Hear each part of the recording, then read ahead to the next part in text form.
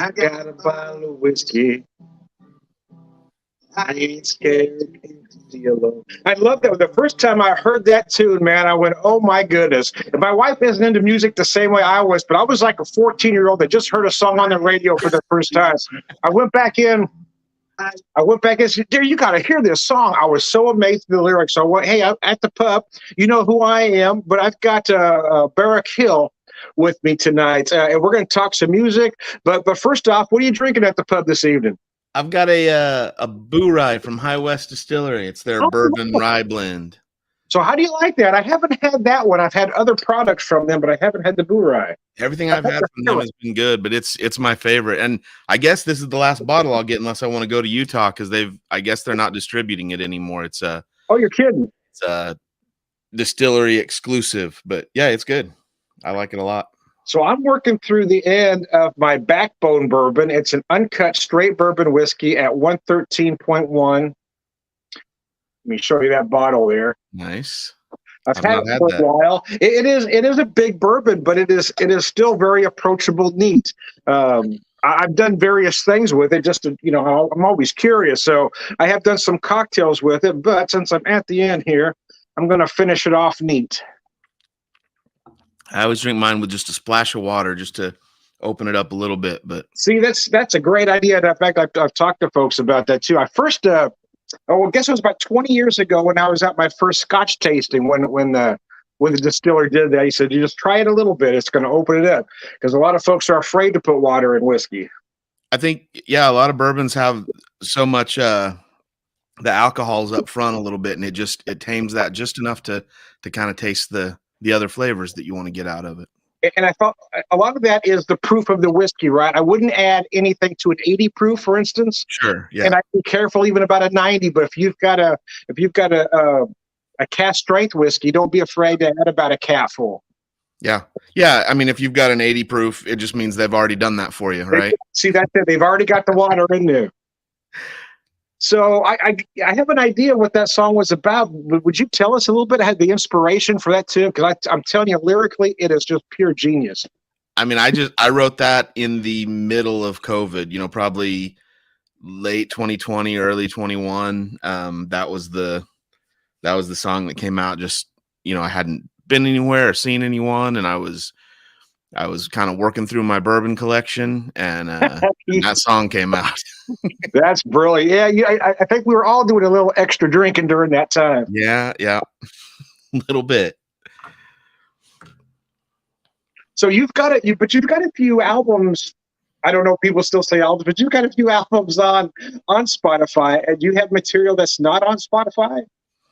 Yeah, I think I've got maybe 5 or 6 on Spotify, and then I'm just finishing one up right now that'll come out this spring in June. So I'm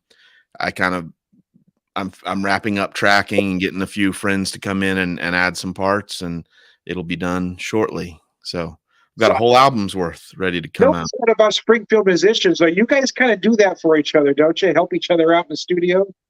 Yeah, absolutely. And I like to, I've got a little studio here, so I like to trade work. And I've got, Brandon Moore is going to come in and play a little bit on this new album, and he had a song he wanted to cut. So I just said, "Yeah, come in. We'll work on yours, and you can work on mine, and we'll do a little trade here." So it's a little bit of trade. Yeah, there you go. Yeah. But we've got a lot of talent here in town, don't we? Tons, man. I always tell people, I can't remember the last time, the last show I had where I wouldn't rather be at someone else's show. There's just every night there's a ton going on and lots of people playing, and yeah, so much talent. I think it all goes back to the Daredevils and those guys. Then you had Big Smith, and there's just always been it's a music town. I know that I grew up in Southern California, so during the 80s, so it was that big hair band kind of explosion out there. And I used to go to a lot of the Hollywood clubs. When I left California and came out here, I didn't expect much of a music scene, and I was really surprised at how vibrant it was out here. Yeah, I think even before the Daredevils, you had the Ozark Jamboree was a big deal, bigger than the Opry at the time, and I could be wrong, but I have heard it was the first variety show or first program broadcast in color. it was a huge deal. And then you had guys like Johnny Mullins writing songs for Loretta Lynn out of Springfield, and a lot of songwriters came from around here. And then there's just always been good music here. I think one of the first bands I saw out here was Don Ships. Oh yeah. Titanic Blues Band. They were huge at the time. Good blues, yeah. And then there was I remember when Art Bentley was just getting started, and now he's kind of a fixture. But along that vein, how would you describe your sound? Because it feels like the describers are different now than they were back in my day. So I would probably describe you more as a folk artist, but you may describe yourself different. No, I think folk is probably the right term. I usually say Americana, just because I think a lot of people when you say folk, they think Peter, Paul, and Mary and the Kingston Trio, and I love that stuff. They're so talented, but it's that's not as much what I do, and so I think Americana is a little more all encompassing, and you get guys like Steve Earle and Townes Van Zandt that were my heroes that kind of fall into that category. That kind of roots / Americana sound, yeah. So is that where you see yourself? Yeah, I mean that's the word I use when people ask. Because sometimes it's hard, right, to have one word to describe. Well, sometimes it's this, sometimes it's that. Yeah, and I recognize that for marketing purposes or to like get your point across, you need to have that word. But when you're playing music, when you're sitting down to write a song, you don't think in those terms. You don't think I'm going to write an Americana song. It's just this is the way I sing and the way I play, and because of who I listen to and my influences, this is how it comes out. So yeah, it's not something I'm trying to do, but it's how I sound. Well, speaking of that, who are your influences? I grew up, my parents were into stuff, the Beatles, and my mom loved Linda Ronstadt. And so that was always playing in the house. And then I can remember as a young teenager, raiding my dad's records and listening to Neil Young, Harvest, and Willie Nelson's Stardust album, Creedence Clearwater Revival, stuff like that. He was into kind of those folk country rock bands. And then from there, it just kind of, about the time I started playing guitar, there was a big like alt country explosion. You had bands like Uncle Tupelo, and then they broke off into Wilco and Sunvolt were releasing their first albums just a year or two after I started playing guitar. So that was what I just, that was what I wanted to do, So stuff like that. Steve Earle is probably my biggest songwriting influence. I love Townes Van Zandt and Guy Clark and those those old Texas guys. Steve Earle's interesting because it depends on what album you're listening to, right? I mean, he skips a lot of genres, or he embodies a lot of genres. Maybe a better way. Yeah, he'll do an album that leans more bluegrass and one that's more country, and then he'll play something, do an album with the Super Suckers, just a straight up punk band. But to me, it's his voice and his songwriting. You could put any one of those songs next to any other one, and it sounds like Steve Earle. That's what I like about it. I think it was 2015. I'm trying to remember the year. I think it was 2015. He was playing at the Galois with Sean Colvin. It was like a singer-songwriter kind of thing. They would kind of take turns. They were both on stage together, and they would, tell stories, and they'd each sing a song, and then they do some together. It was an incredible show because it was nothing but those two on stage, nothing else. Yeah, just the songs and stories, and I love shows like that. I remember when they came through, and I can't remember if I had a gig or if I was out of town, but I didn't catch that one. But I mean, all through my 20s, I would drive. If he played within 5 hours, I was there, and so I've seen him quite a few times with his band, and once or twice just him. And yeah, he's just I love him. He's a poet. He is. He really is. Yeah. So I'm always ashamed to admit this, but people talk about, I wish Spotify treated their artists better. I want to say that, but I have discovered a lot of artists that I wouldn't have found otherwise if it wasn't for Spotify or streaming music services. And about 3 years ago, and I couldn't believe I didn't know of this band before because I've always considered myself a music guy, but I discovered, speaking of all country, I found Lucero. Oh yeah, yeah. So whenever I'm in one of those moods, I just crank some Lucero up loud. So they're kind of my mood music, I guess. I remember when I don't know which album it was, but maybe their third or fourth album came out, and there was a reviewer that that said it was the country Nirvana, and I was like, man, that is the most perfect description of any band ever. I hadn't thought of that, but I guess it is about right. But they are a little dark. Yeah, yeah, real dark. I think is it Ben Nichols? I can't. There's two brothers. One of them's a film director, and the other is the frontman for Lucero. And the director is also like, he makes dark movies, but they're from like Southern Arkansas, and it's that kind of feel. It's that Yeah. the stories he's telling in his songs. You can tell he's seen some things down there in Arkansas. Yeah, I mean, I do like, again, and I'm not necessarily comparing, but it does seem like there's a little bit of a similarity because you tell a story in all of your tunes as well. Well, I appreciate that. I would never put myself in the same class as him, but yeah, I mean, I think that's what, it's storytelling. And if you're not playing pop music, it's, you better be telling a story. So what I try to do. So, we talked about some of your influences. Did you go back as far as, say, I mean, the classic folk artists like Bob Dylan? Have Sure, they yeah. inspired you in? Yeah, and all those guys, I grew up, before I discovered Sun Volt and the alt country scene in the mid Yes, '90s, yeah. it was all British invasion. I loved the Beatles and the Who, and that's the stuff. When I started playing guitar, that's how I was learning guitar.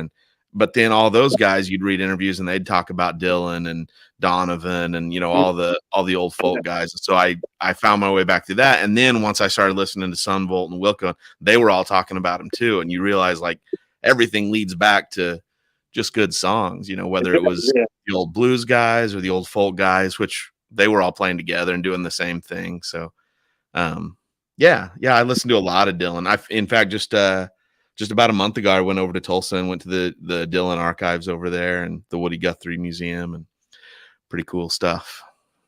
Well, I don't know that he's ever been labeled this, but I would almost consider Ray Wiley Hubbard almost the father of alt country. Yeah, I can see that. Yeah, he was definitely the father of like that outlaw country scene, Outlaw country, yeah. But there's a bit of a crossover because when I listen to Ray Wiley Hubbard, I can hear some of that when I listen to bands like Drive By Truckers. You know what I mean? Oh yeah, and truckers and guys like Isbell and all those guys are almost. I mean, they're leaning hard into country and southern rock and less into the alt stuff. I think it's just it's kind of the songwriting that sets them apart from other country stuff. You got guys like Sturgill Simpson and Jason Isbell that are writing really good songs, and then when you turn on country radio, it's not the same thing, So yeah, it might, the production might sound similar, but they're doing a different thing. Well, my thoughts about today's music, why I don't even listen to commercial radio anymore, because my thoughts are, it doesn't matter what genre you're listening to, whether it be country, rock, pop, whatever. It's all, every radio station just playing their top 40, and they're all the same. Yeah, they got 40 songs they go through, and there's gems in there. And once in a while, I'll be flipping around and find something cool. I discovered Morgan Wade here a couple months ago, who's, she's gonna blow up in the country world, but she's a hell of a songwriter and a great singer, and she's amazing. And so once in a while you'll find someone like that, but you got to wade through a lot of, I don't know, some rough stuff to get there. I hate to start sounding like my dad, but it seems like you're hearing music these days. It seems like I'm hearing the same 12 lyrics over and over again. Yeah, there's a lot of that. It's, I mean, anytime when it's a business and a song is a product, and that's how they're going to treat it. I mean, And I don't think a Bob Dylan, Elton John, or even a Billy Joel, for that matter, could get signed today. yeah, I don't know. There's great stuff happening. It's not gonna, you know, I think It wouldn't end up on the like radio. Jake Rogers is a modern day Elton John coming out of Springfield, and he's an amazing songwriter and performer, and you know, uh, he's signed and gonna be huge. But for every artist like that, there's 100 or 1,000 that maybe don't deserve it, that are in a different class. I've been hearing a lot of conversation lately in Springfield. There's been a couple music venues that have closed, after the first of the year. What are your thoughts on? I mean, do you see this as a trend, or you see venues opening up? I think it's going to get harder for a little bit. I think coming out of COVID, everyone was excited to come out and see music, and we had a really good, year and a half where I was booked solid and having to turn stuff down. And now this year, it's already a little harder to book gigs. And um, I think it's going to get harder for a little bit as we teeter on the edge of a recession. And I don't know. Hopefully, it gets better again. And Springfield's hard. It's cyclical. There's always, you'll have places closed down, and then there's someone reopening Patton as a dive on Patton or something like that. Yeah. So that used to be a great room. We all loved It playing. was, yeah. Hopefully that's cool again. And I was just sad to see the Cellar close down because I really enjoyed that place. yeah, I understand why they're doing it. I really do, because I honestly thought that's what they were going to do with it in the first place. Is open up that distillery portion. Yeah. And I think, historically, all through Springfield Brewing Company has been, they've been champions of local music all along. So I think whatever they do, there's going to be a place for music there. And it might not be as dedicated a venue as the Cellar was, but I'm still hopeful when it reopens that it's something cool. I think so too. And again, from what I understand, and I hope I'm not giving away too much information, but they're doing some work upstairs to do maybe not a permanent venue, but where they can host bands. Yeah, I don't know. I have friends that work there, so things that I've heard, I don't know how much is public knowledge and not. So I probably just better not say things. But yeah, I think there's cool stuff that's going to happen there. So I hate to make you pick favorites, but do you have a favorite venue in town, or a place that you just like to keep going back to? It's dangerous, man. Yeah, careful. You can walk the line. I get it. Yeah, no, I've got different. I love playing Cellar and Plate. It's such a cozy little, wine bar and yeah, a really just nice, easy gig that I don't know, it just feels nice in there. And Hold Fast is always a great crowd. People show up there and are super receptive to music. All the breweries in town, though, people seem to enjoy having music going, and there's some rooms that you just kind of sound better in or feel better in. So that's always and then I had for years up until COVID hit, I had a weekly gig at Springfield Brewing Company. I was there Friday nights, and so anytime I play there, it just kind of feels like home. That's always nice. And Lindbergh's is the same way. I played at Lindbergh's last month or 6 weeks ago, maybe, with Dallas Jones and Brandon Moore, and it was our first time playing there since COVID had hit. And oh, really? I had a monthly show there, and it just felt like, oh, this feels good and comfortable, and I know this place, So I don't want to push any, and it's really up to you, but do you want to play anything? Sure. What do you want to hear? Hey, do whatever feels good. Have you got something new you want to show us, or? Yeah, I can do a new song. Let's see. Play the most recent one I wrote for this new album that I'm working on.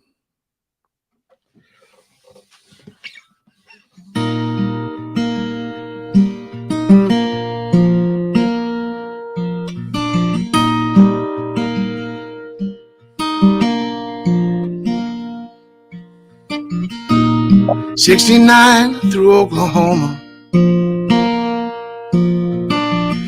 This engine runs on rock and roll, singing all those songs I showed you a long, long time ago.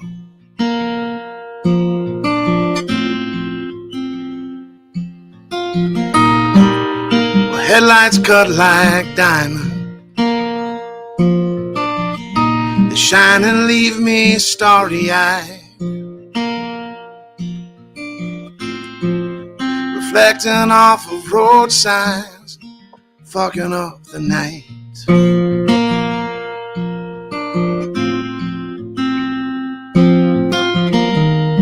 I taught my daughter all the words to this one. Sometimes I sing alone, sometimes it takes a lot of words just to say so long.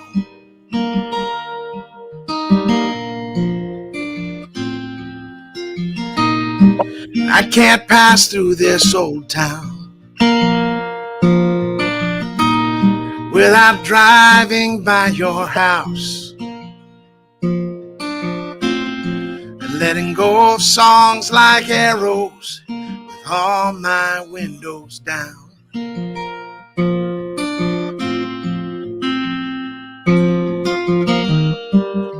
I taught my daughter all the words to this one, but sometimes I sing alone. Sometimes it takes a lot of words just to say so long.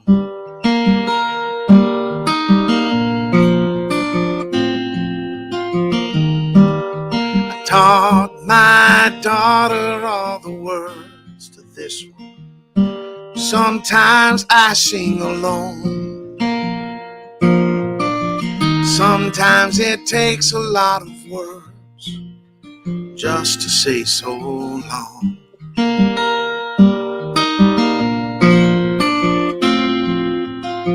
Sometimes I use up all the words and still I get it wrong.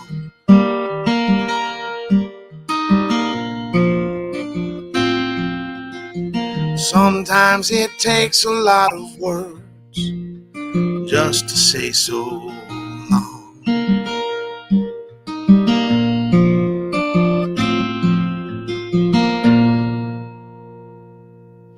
Wow, that is brilliant, man. That is absolutely brilliant. You have an old soul sound. I will take that. Again, I'm an old guy, so and I hope you take this as the compliment it's meant to be.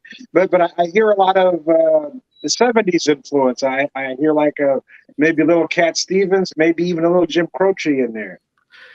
Yeah, I haven't listened to a lot of Croce. I love Cat Stevens, and whenever I hear Jim Croce, I think I need to listen to more of that.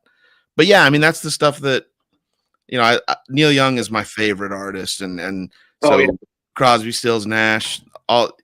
Yeah, I love that era of songwriting, and Paul Simon and all those guys. It was just I think for the first time things kind of moved past like the really simple pop songwriting, and songwriters became poets in that era. And yeah, I mean that's what I love. That's what I listen to. So I'll take that all day long.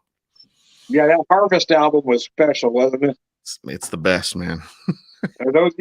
So, growing up in the '70s, my music influence were a little odd. But my dad was a little older than most of my friends' dads. He was born in 22 and was part of that, World War II Greatest Generation. So what he listened to was mostly big band or country at the time, which was Johnny Cash and Jerry Reed. Yeah. And then I had two sisters, 5 and 6 years older than I was. I was kind of listening to the pop at the time. But I had a brother that was 12 years older than I was. And when he went in the Navy in about 1971, I believe, overseas, he would buy this this equipment. Like he sent home a Pioneer receiver because he can buy it for almost nothing out there. So sent home a Pioneer receiver and a Kaya reel to reel, and he would send 8-tracks, and 8-tracks were big at the time. So he would send 8-tracks. So while my friends were listening to stuff like Bay City Rollers, I was cranking Jimi Hendrix and the Who Live at Leeds and Muscle of Love. So Yeah. as a 10-year-old, I was listening to stuff quite different than my other 10-year-old friends. Yeah, that's young to be listening to Live at Leeds. Best live album ever, by the way. It was a great album. It kind of gets overlooked now, but man, that album was insane. It hits so hard, man. They were yeah. I love Live at Leeds. Everything they were doing, it was great. Yeah, man, that's all great stuff. And it's, I think in the 80s and 90s, by the time I was playing guitar in the mid 90s, every guitar magazine and everything was Hendrix this and Hendrix that. And so there were a lot of guys that kind of got tired of it and rebelled against it. But man, when you hear something, God, he was a genius, and especially when you realize this was happening before anyone was doing anything like that. He was inventing this stuff, I want to post a comment here from somebody who was just listening to you.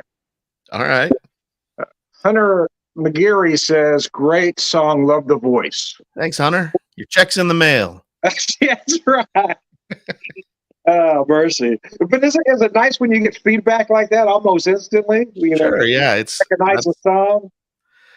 I play so many gigs at breweries or restaurants where people aren't necessarily there to see music. They appreciate it and it's a nice thing, but they might not have come out to see a show. And so there's tables talking and it's there are some gigs where you're just not sure if anyone's really listening or not. And then someone will come up in between songs and want to talk about, someone they think you sound like, or, what album is that song? And it's always so nice to hear stuff like that. It's always appreciated. Every once in a while you hear a song that you hear it for the first time, but you feel like you've heard that song before. It resonates. And that's what that song did. It's one of those songs that just feels like you've heard it before. You know this song. I mean, it instantly becomes part of you. I mean, you start singing it by the time you get to the second verse. Yeah. Yeah. As a songwriter, that's a scary feeling because you start thinking, did I rip this off? Is this already a song? I didn't mean it that way. I bet you just feel it. You know that song. Yeah, no, I know what you mean. Definitely. So again, you were talking about rooms like Cellar and Play. You like rooms like that because they feel so more intimate, I guess. Mm-hmm. Especially for a singer-songwriter like yourself. Yeah, I mean, I'm a guy with a guitar, and so there's big rooms that are built for bands, and it's harder to fill that up with sound. But I like some place where someone sitting at a table can look up and say something to me, and I can hear them, and we can talk for a second, and it's just nice. I sit there at the bar and drinking my whiskey, and when I turn around, they filled it up for me, and it's good food, and someplace like that, everyone's happy to be there. It's where you come to to like unwind with a glass of wine or a beer and eat some good food and listen to some music, and so everyone's happy to be there, and it's just it's a good feel. Yeah. There's times when it can get loud. People can get a little rowdy, but when it's about 80% full, that's kind of the sweet spot there where I feel like I sound really good. There's enough people to listen, but yeah. You get some feedback, and people, even though they might be eating dinner, having a conversation, they're listening too. Sure, yeah, and they'll come up and buy a CD, or I'll see them take a picture of my Spotify link or whatever, and it might not be everyone, but you can tell when someone keys in and leaves a fan, so that's always nice. So going back to 2020, I was talking to a blues player out of Tulsa, Scott Ellison, and he said, as terrible as 2020 was, it let me really concentrate on the music. He says I would spend 5 and 6 hours a day just practicing my slide technique. As a musician, did you find yourself just crawling inside the music? No. I don't know. I think for a little while, at least for the first 6 months or so, it was, I'd been laid off from my job. I'd lost all my gigs, and it was, I was more fortunate than most. I had, some money saved up and I was fine and could make it through it. But it was also like the world's on fire I'm not in a good place to sit and practice guitar or write songs. And it took a while before all of a sudden that I think The Lost Year was probably the first song I wrote during all that. And then once that happened, it kind of opened the gates and I wrote a whole album's worth. That this album I'm working on now, everything except the song I just played was written kind of during the pandemic. And that last song I wrote just, I don't know, 3 or 4 months ago to kind of put a cap on the album. But yeah, it took me a while to get there. For a long time. The other problem, or not problem, but the other thing that happened was there was a full house. With it's harder to find a quiet space to sit and write. And because the other thing, when you're writing and you're just kind of strumming a progression and maybe singing the same words over and over, trying to get something to happen, you feel like this cannot be fun to listen to. Like, so if there's anyone else in the house, Yeah. it's embarrassing. So the one thing I did during pandemic was we had bought this house in 2018 and it had a little workshop in the backyard that I had planned on turning into a studio, but hadn't gotten around to it. And when COVID hit, that's what I'm sitting out in the studio right now. So it gave me a place to come out and write and record and work. And so that's been really nice. So something productive came out of it anyway. Absolutely. No, I mean, you hear a lot of people talk about the silver lining through all that. And, but no, it took a long time before it became a creative period for me. For a long time, it was just kind of survival, I guess. Yeah, you brought up something important. A lot of folks were struggling with depression during that time. Yeah, I think a lot of us felt that, and whether you put a name to it or not, I mean, it was, and not to get into politics and things like that, but it was a hard time for a lot of people, and just being separated from friends and family and not being able to I don't know, get together with people. It was, I don't know. I didn't feel creative. I didn't feel, Yeah, I wasn't in a good place. So, but we got through it and I wrote an album. there So, you go. So you got something out of it, right? yeah. I've always been rather an optimist, but I got to admit, it even stretched me a little bit. I mean, I was only out of work for about 5 weeks, so it wasn't really terrible. And I was one of the lucky ones that, I mean, I got my unemployment after about 2 weeks, I think. I didn't have to wait as long as a lot of folks had to. Yeah. But a lot of that was my boss at the time. I mean, as soon as she knew things were happening in that direction, she put my paperwork right in. Yeah. I collected some unemployment and, financially we were fine. And my girlfriend is a high school teacher and so we were never in trouble there because she was working. But that was kind of another level of like sending her off to work when this pandemic is happening was kind of scary every day. And It was.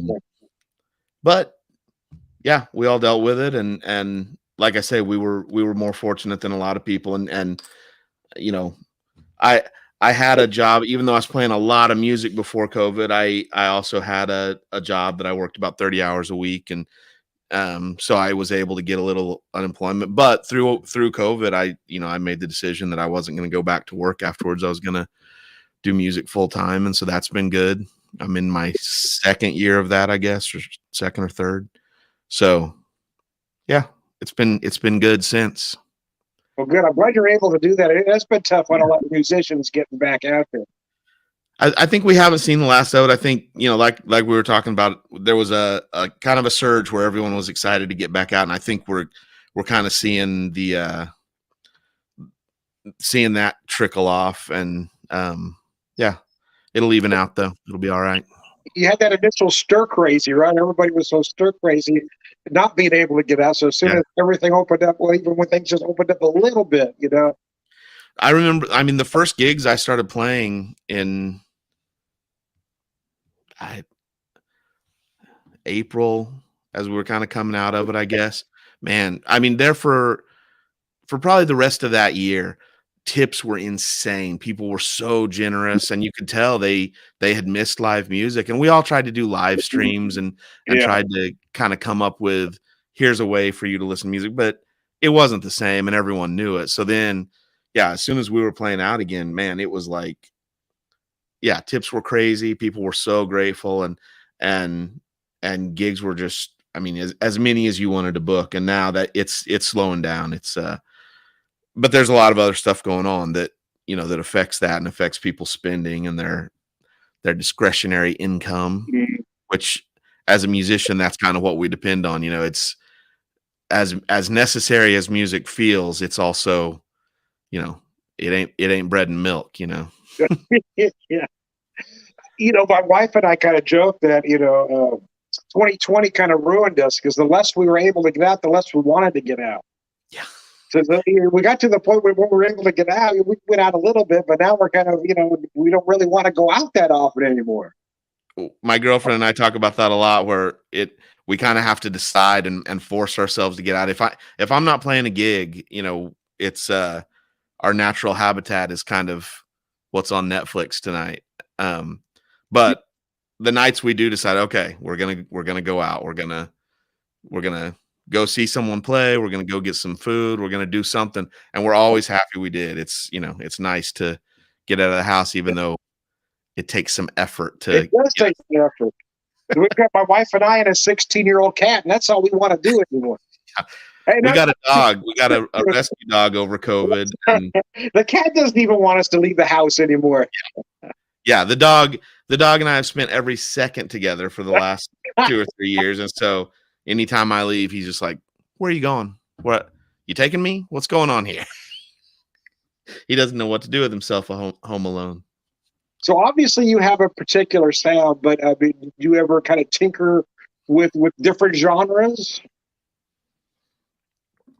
Not much. I mean, early on, like I said, when I started playing guitar, it was all the Beatles and the Who.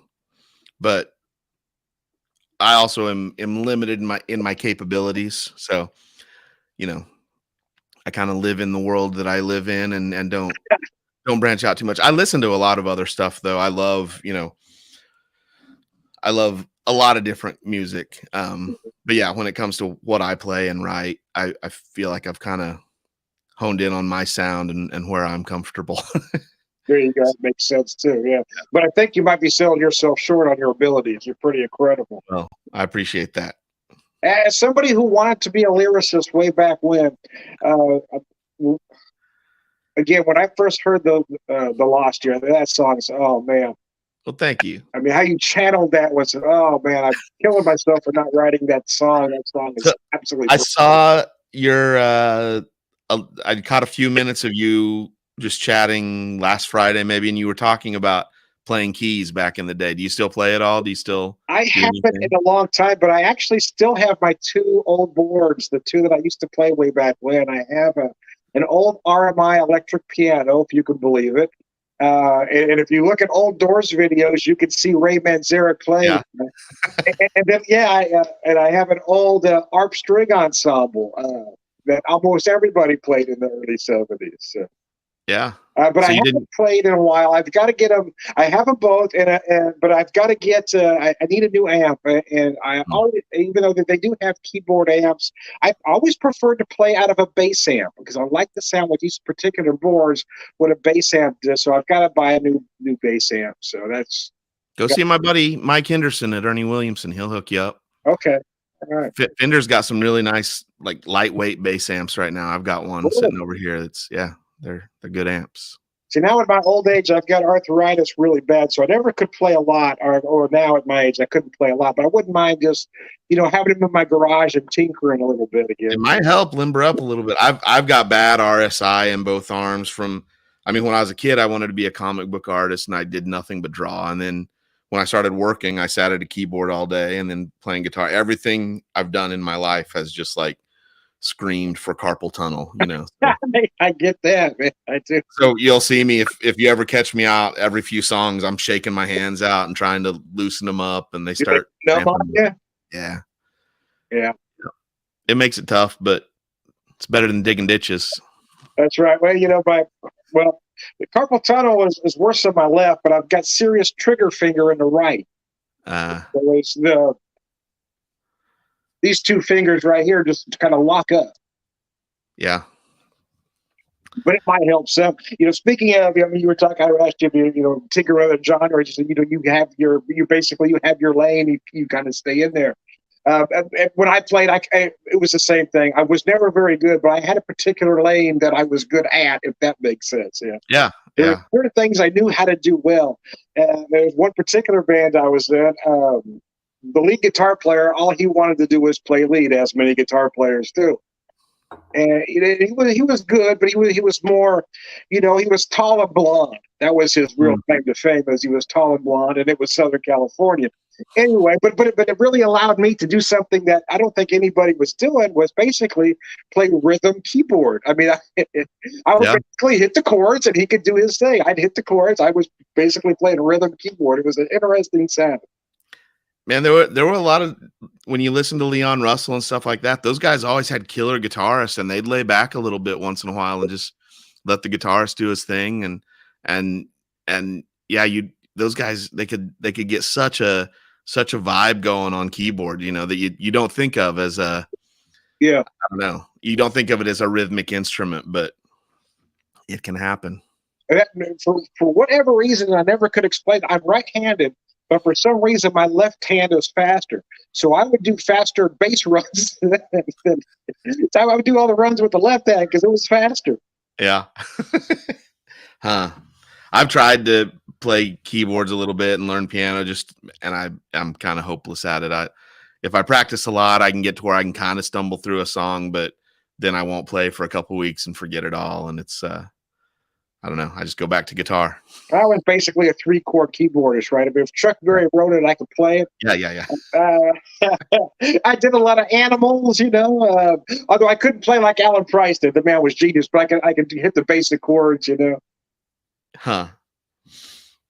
I was in one of the bands I started learning. I was a top 40, or not top 40 band, but they're kind of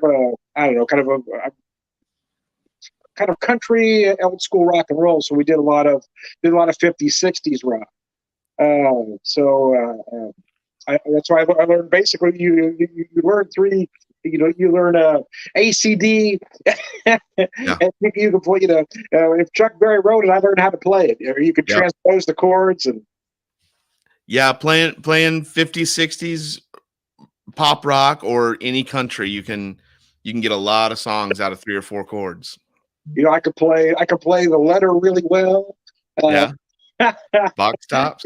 96 Teardrops was kind of my showpiece. There was some good organ happening, like some good, guys were getting excited about some rock and roll keyboards back then. Yeah, it was that's why I like the old sound of the keyboards that I have. I love because you had that great organ-like sound of the RMI.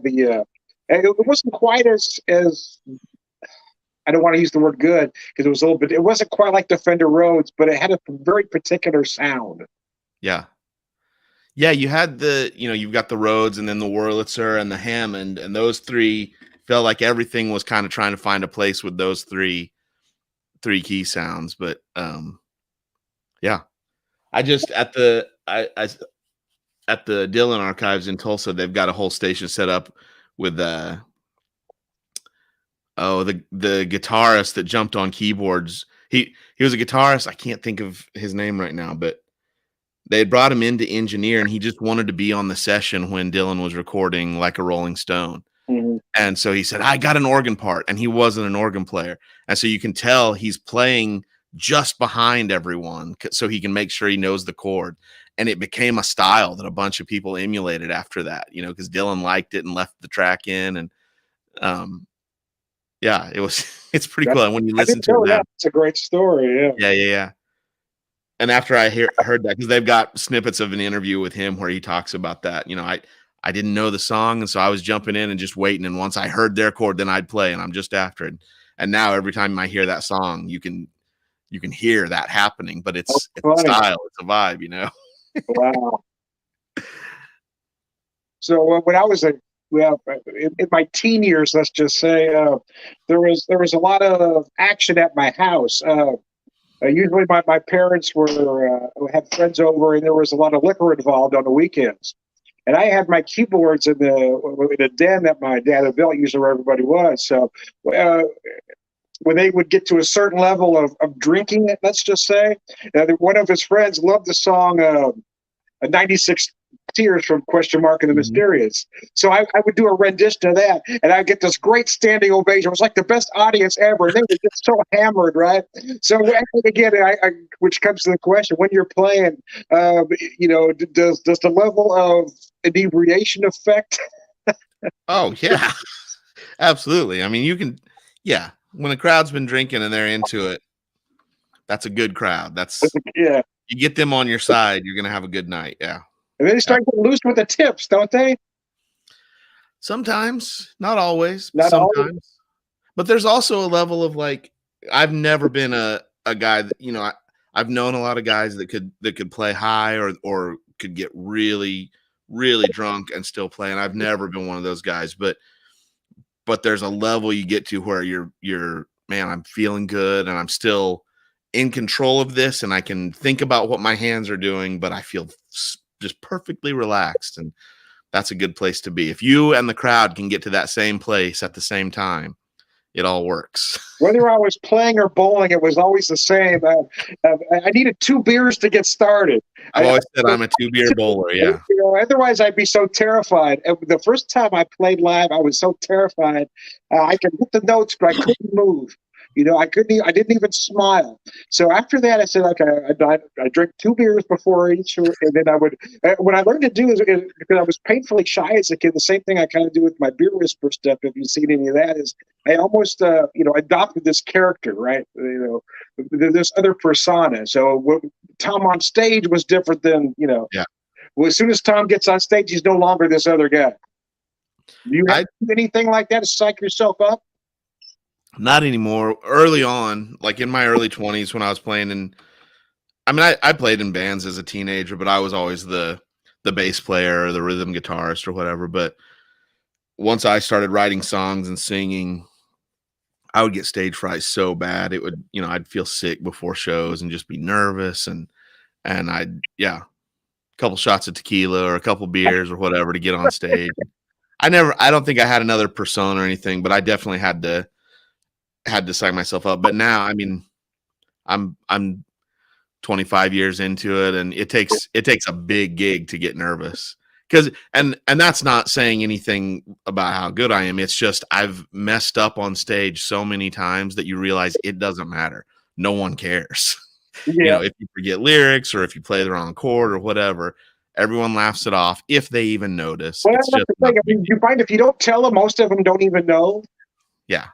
The only way people that know me can tell, because I'll make a face if I do it. I'll be like, oh, or if I'm like searching for lyrics, I have a face that I make, I guess. And so they'll say something about it. But yeah, usually you can stumble through, or I'll sing a line from another verse, or it happens with covers a lot where I'll mix verses up or something, if it's a song I haven't played in a while. And no one cares. See, that's just a creative license. Yeah. Yeah. Yep.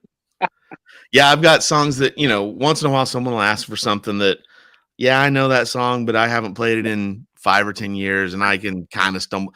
I'll remember a verse, and so I'll do that verse twice or something, And usually, if it's at a bar or a restaurant or something, they go back to their table and they're talking, and no one's paying attention to, oh, he sang the second verse first, and never happens. Well, hey, as we're getting near the end, do you feel like playing one more tune? Sure. I think something to play here. Do you feel like knocking out Lost Year?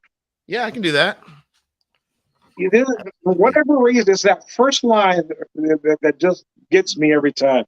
I got a bottle of whiskey. I ain't scared to empty alone. And as soon as I heard that, I said, oh, my God. This song is brilliant. Well, thank you.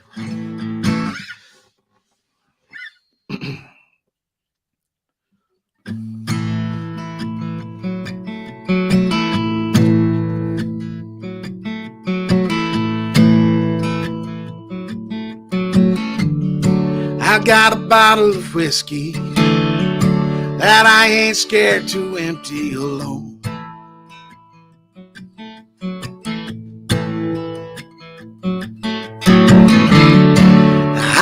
ain't got a reason. I just ain't got no place to go.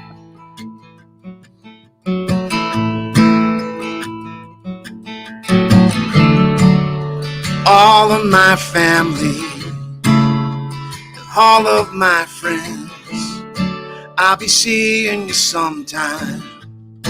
We'll be together again. We'll talk of the lost year, the time that we spent seeing it through to the end.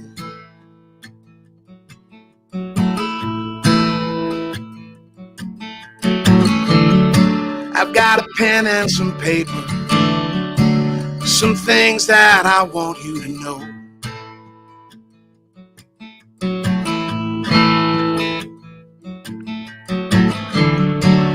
I ain't got no secrets, I just make them up as I go.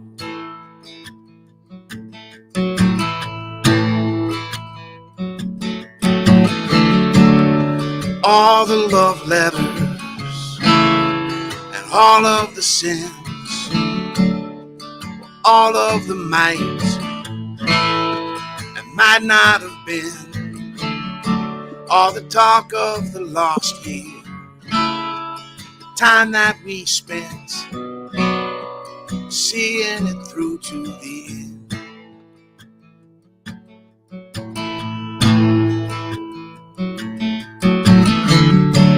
Got this dream I keep having, I've got plenty of time to sleep.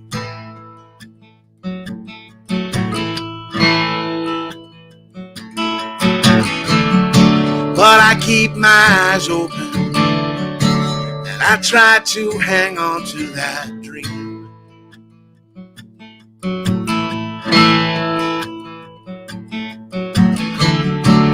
It's all of my family, it's all of my friends.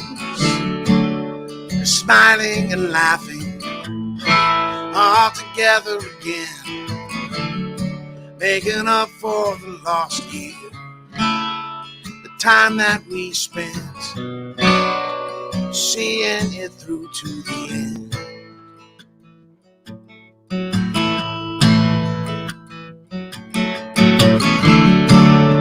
All of my family, all of my friends, I'll be seeing you sometime. We'll be together again. We'll talk of the lost year, the time that we spent seeing it through to the end.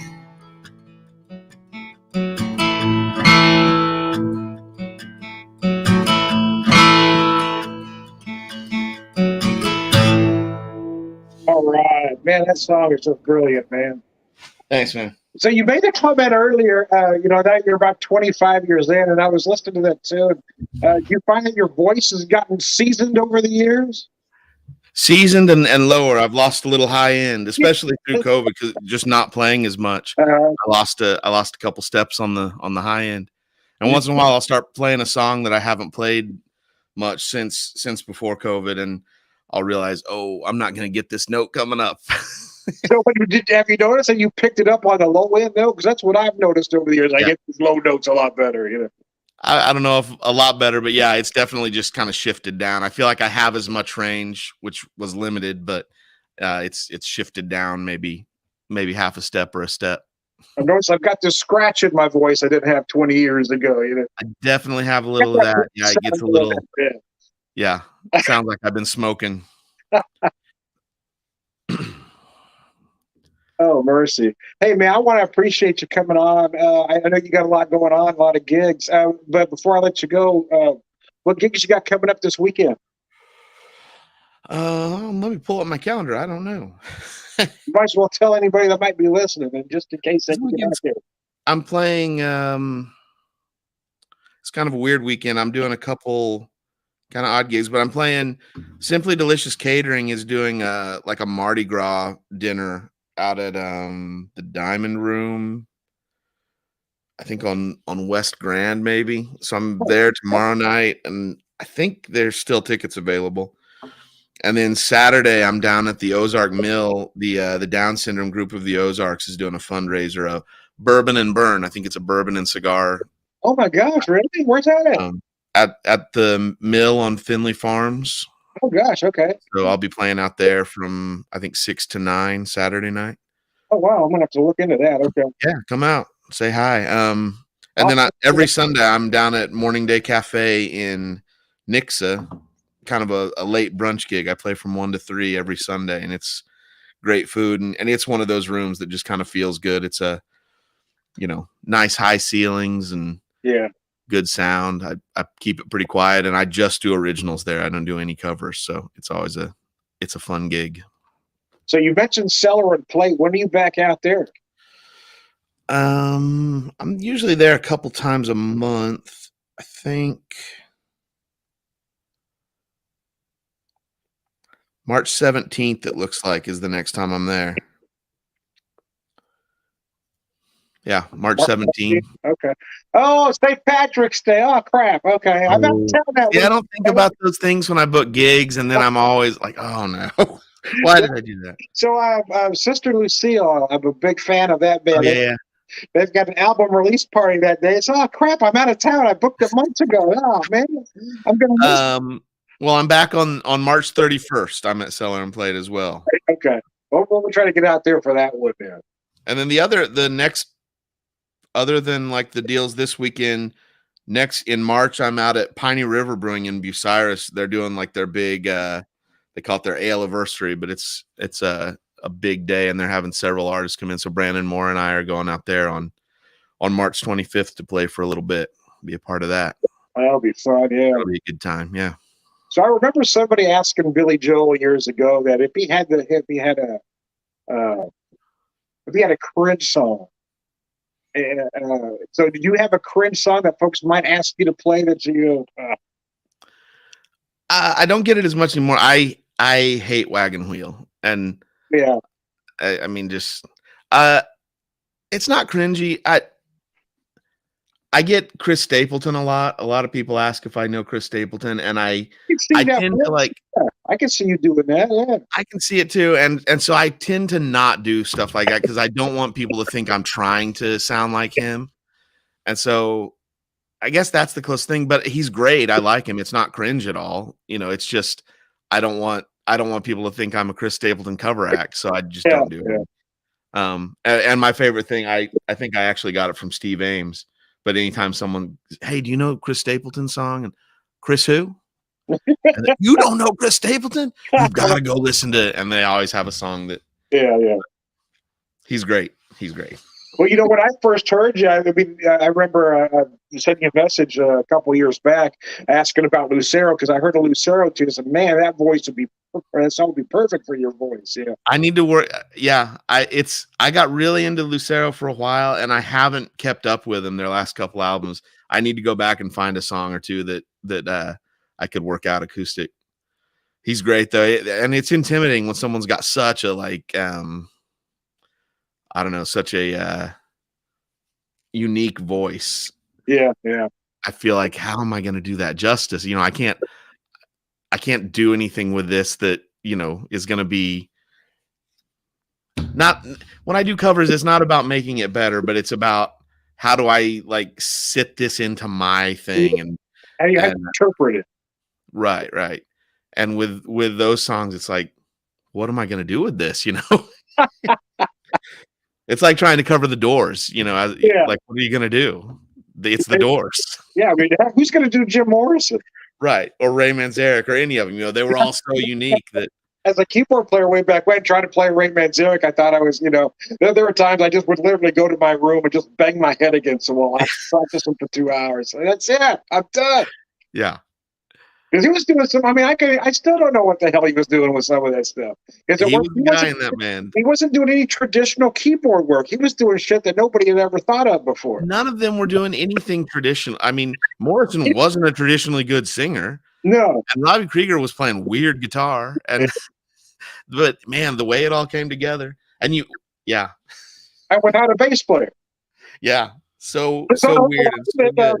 Manzarek was playing a lot of bass on the keyboard. Yeah. yeah, filling up that bottom end. Yeah. Anyway, hey man, I do appreciate you. Thanks for having me, man. It was got fun. what's going on, but thanks. Listen to those songs. That new tune's going to be amazing. So thanks for joining me at the pub.